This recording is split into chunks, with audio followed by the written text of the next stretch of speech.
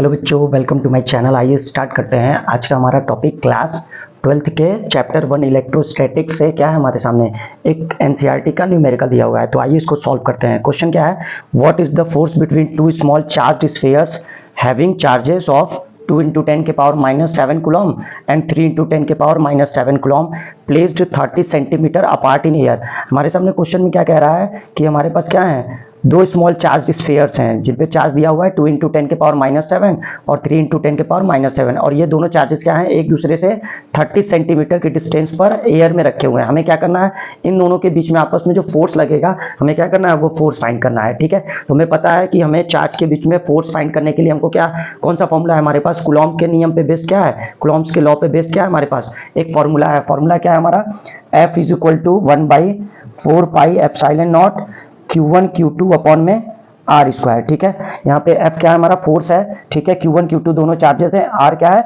इनके बीच का डिस्टेंस है। तो हमारे सामने चार्जेस Q1 की वैल्यू कितनी है, 2 × 10 के पावर -7 कूलम, Q2 की वैल्यू है हमारी क्या, 3 × 10 के पावर -7 कूलम, और इनके बीच का जो डिस्टेंस है वो R हमारा कितना दिया हुआ है, 30 सेंटीमीटर।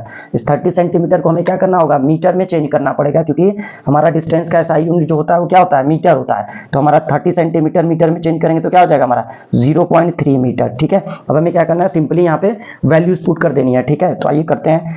F = 1/4πε0 की वैल्यू जो होती है वो हमारी क्या होती है, 9 × 10 के पावर 9 होती है। ठीक है, Q1 की वैल्यू क्या है, 2 × 10 के पावर -7, और Q2 की वैल्यू क्या है, 3 × 10 के पावर -7 अपॉन में हमारा क्या हो गया, R है। R की वैल्यू क्या है हमारी 0.3, तो हम क्या करेंगे 0.3 का स्क्वायर कर देंगे। ठीक है, तो F = हमारा क्या हुआ, नंबर्स को हम एक साइड कर लेते हैं, 9 × 2 × 3 × 10 के पावर क्या हो जाएगा हमारा प्लस में 9, और ये दोनों माइनस में तो क्या हो जाएंगे 7 और 7 14, तो माइनस में 14 अपॉन में नीचे क्या हो जाएगा हमारा 3 का स्क्वायर क्या होता है 9।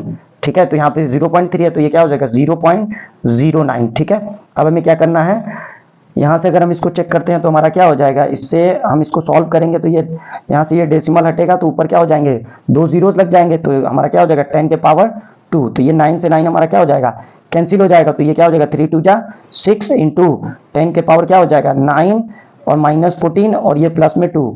ठीक है, तो हमारा हो जाएगा 6 × 10 के पावर क्या हो जाएगा, ये 9 और ये 2 क्या हो जाएगा, ऐड हो जाएगा, दोनों प्लस में है, तो 9 और 2 क्या हो जाएगा 11, तो क्या हो जाएगा 10 के पावर 11 और माइनस में क्या हो जाएगा 14। तो इसको सॉल्व करेंगे तो हमारा क्या आ जाएगा 6 × 10 के पावर -3।